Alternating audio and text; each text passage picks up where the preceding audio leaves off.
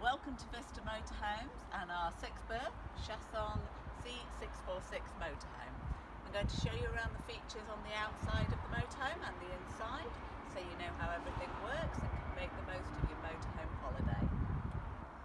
You've got two keys for this motorhome. This key operates the cab and the cab doors for the central locking. Everything else is operated with this key here. Here is your gas locker, the main entrance door, and underneath the motorhome you'll find a lever to empty the waste tank. Look for this symbol, and an entrance to the rear garage. This motorhome is diesel. There's a standard diesel filler which you will find here. The motorhome also uses AdBlue. If you get an AdBlue warning light on your dashboard, you'll need to fill with AdBlue using this separate blue filler here.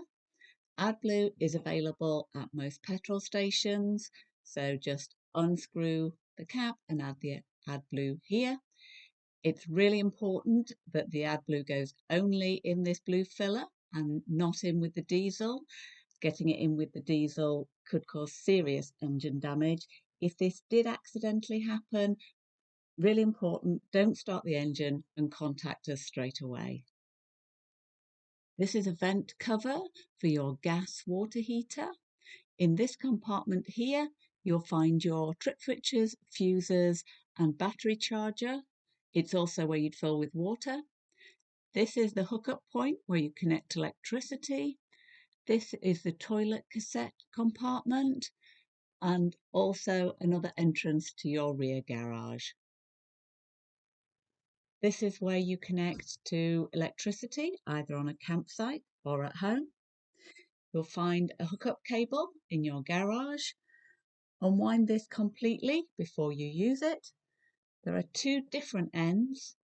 The end without the flap connects to the campsite power supply. The end with the flap connects to the motorhome. Push this in here so it's firmly clicked into place. You would then connect the other end to the electricity supply. To disconnect, push down here and it should easily pull out. If you want to connect at home, you'll also find an adapter in your rear garage. So connect that here and you'll be able to connect to a standard 3-pin socket. This is the compartment where you'll fill with water and where you'll find the fuses.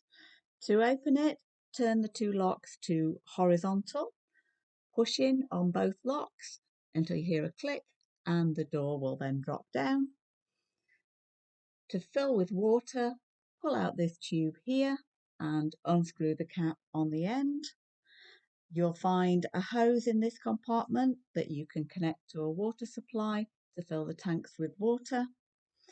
There is an indicator on the control panel inside the motorhome that will tell you how full the tanks are. If you need to empty the fresh water tanks, you'll see a brown lever in the bottom of the compartment. It's normally horizontal. Pull it up to vertical, which will start to drain the tanks. They will drain through gravity, but if you turn on the pump, that will do it a little bit faster. On this side are the trip switches, fuse board and battery charger.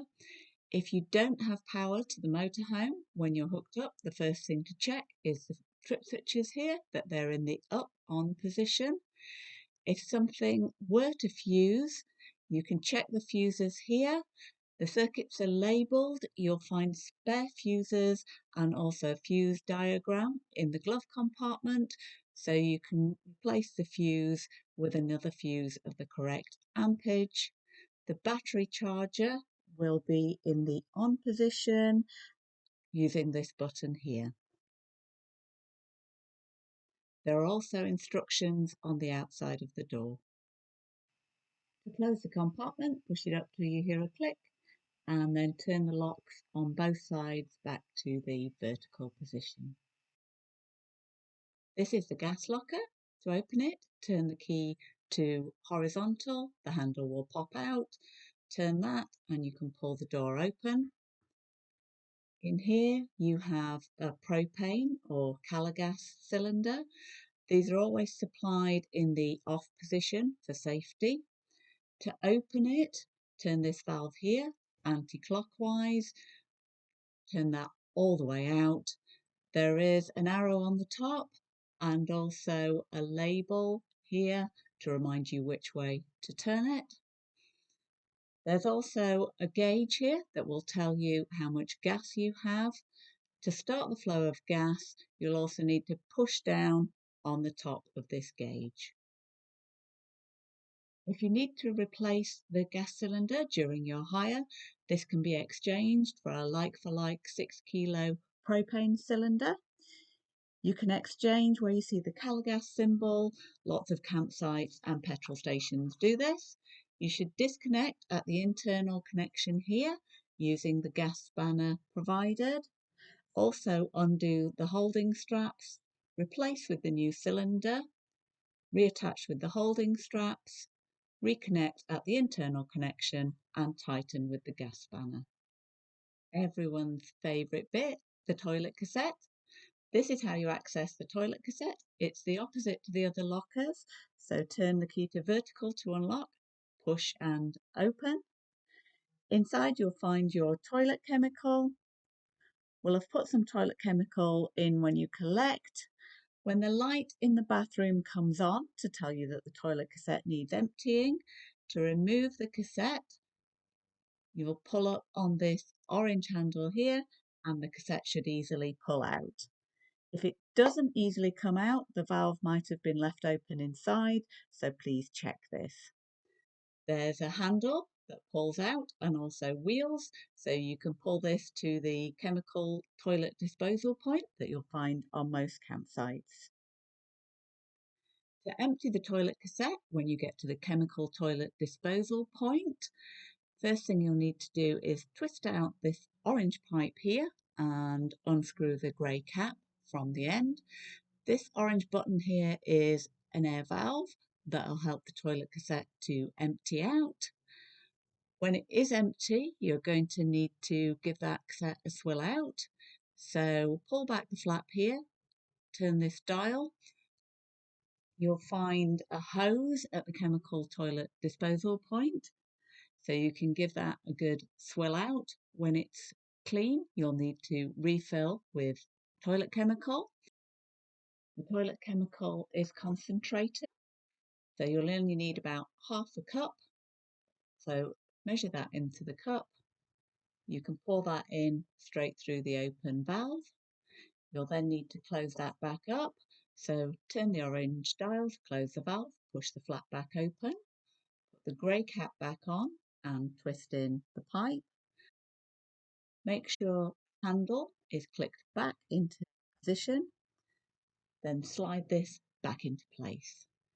You'll see the orange handle will click down in here and show you that it's in exactly the right position. Store your toilet chemical and your cup.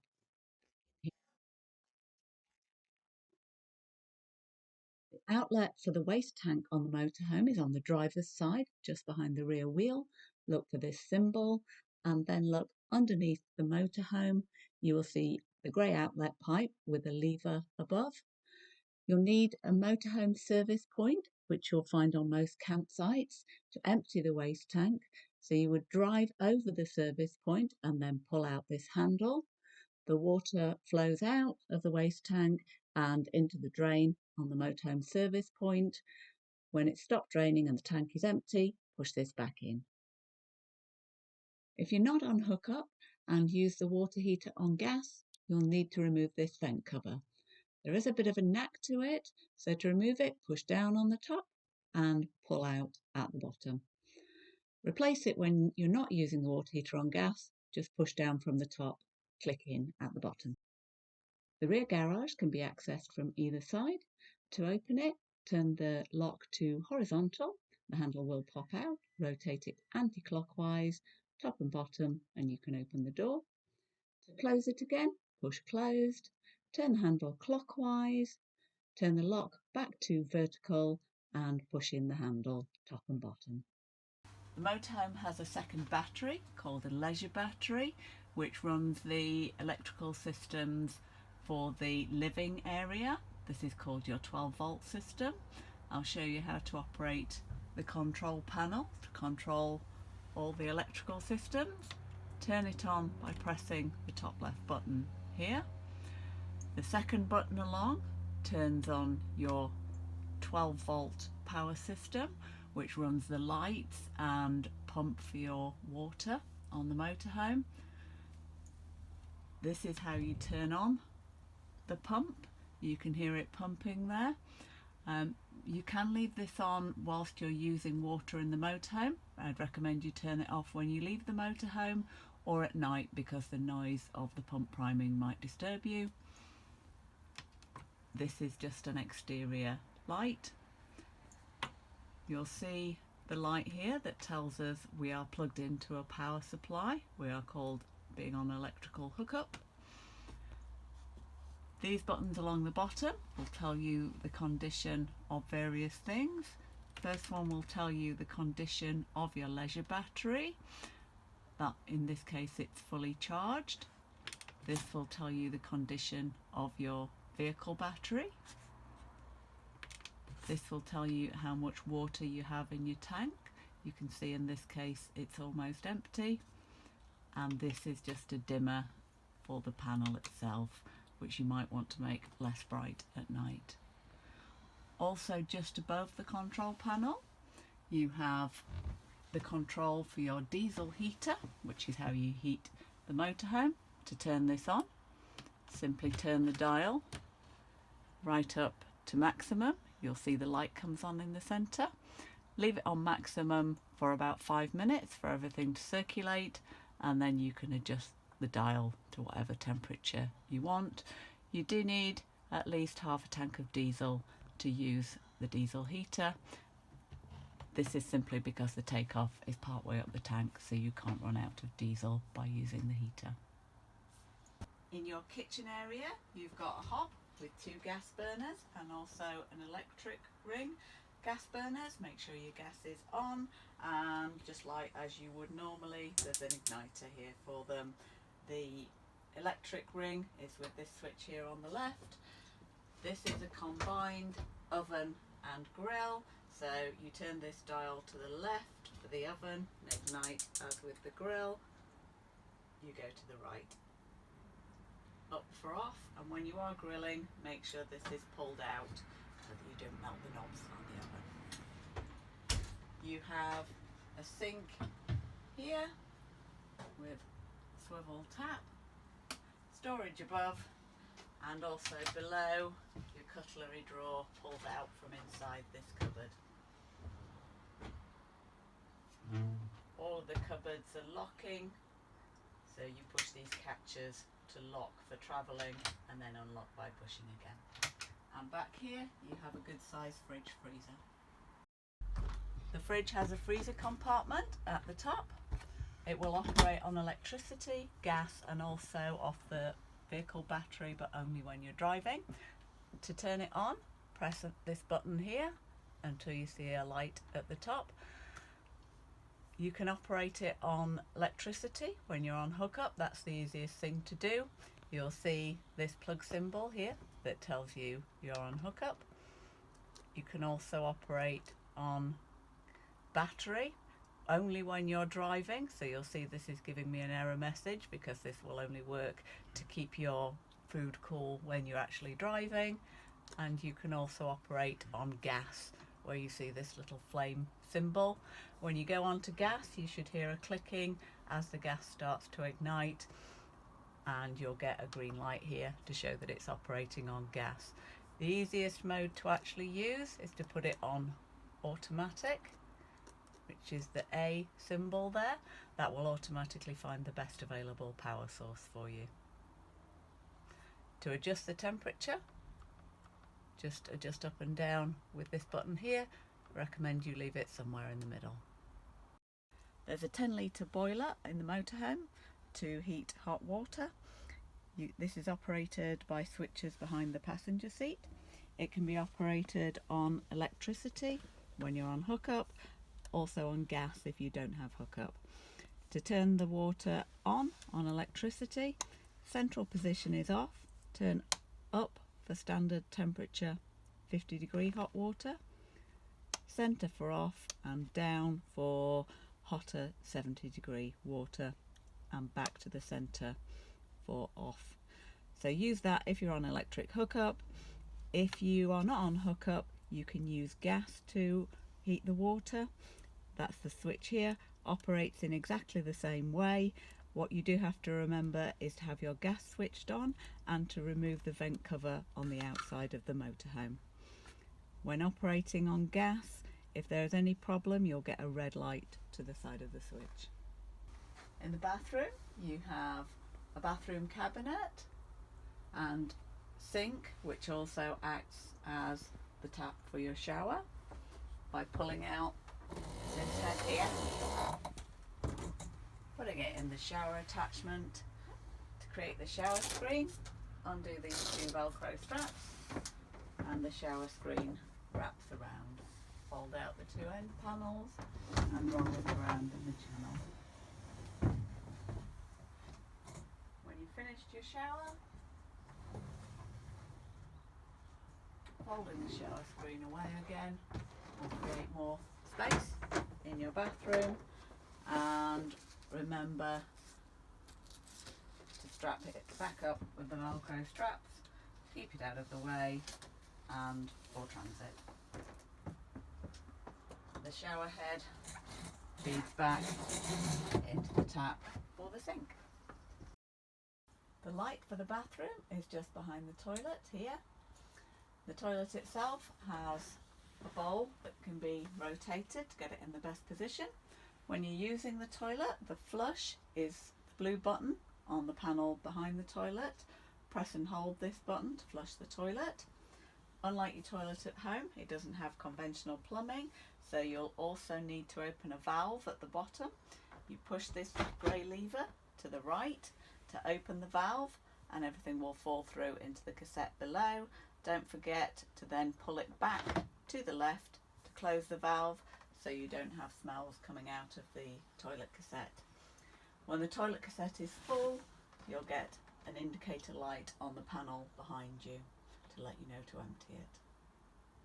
Motorhome has two 3-pin sockets, one here, usually used for the TV, and also a second one in the kitchen. You can only use the 3-pin sockets when you're plugged in on electric hookup. You also have 12-volt sockets here and a second one inside the kitchen cupboard. These can be used when you're not hooked up using the leisure battery, but can also be used when you're on hookup as well. Also inside the cupboard you'll find the aerial booster for the TV. Turn it on under here, you'll see the blue light come on, and you should turn that on before trying to tune the TV. The TV is here just above the door. Again, it can run on standard 3-pin when you're on hookup, or can also be run off 12 volts using the adapter here.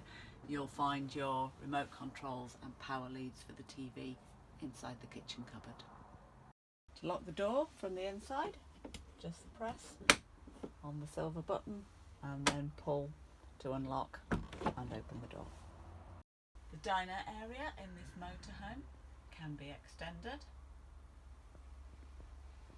So you can extend on this side by just pulling out this section here and dropping in the small cushion extension. On the other side, pull out the section here and drop the larger cushion extension into this gap. To create the back, pull out these two arms here to support the back of this cushion, and then you have your large extended seating area. To pull out the table, pull down the knob underneath the table and swing around the table extension. When you're finished with the extension, push this away, make sure it clicks into position. The dinette area makes up into another double bed. The table actually makes up the base of the bed by removing the bottom half of the table leg and resting the table on these supports here. Before you do this, it will be easier if you lift up the seat cushions out of the way on both sides.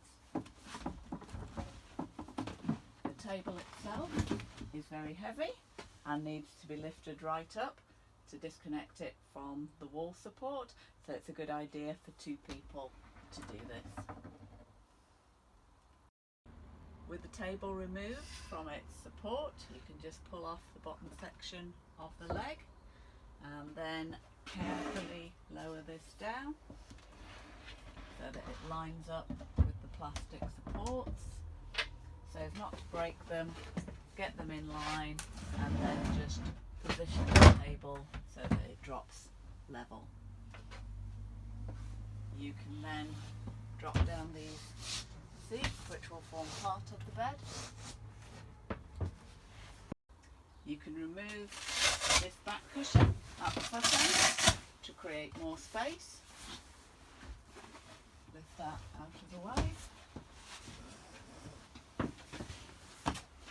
Push both cushions towards the ends, and then you can drop in the spare cushions in the centre.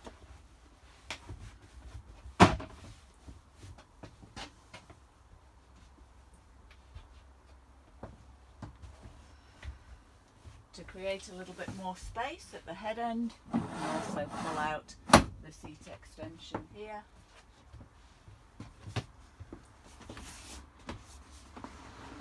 Drop in the seat cushion and you have your double bed.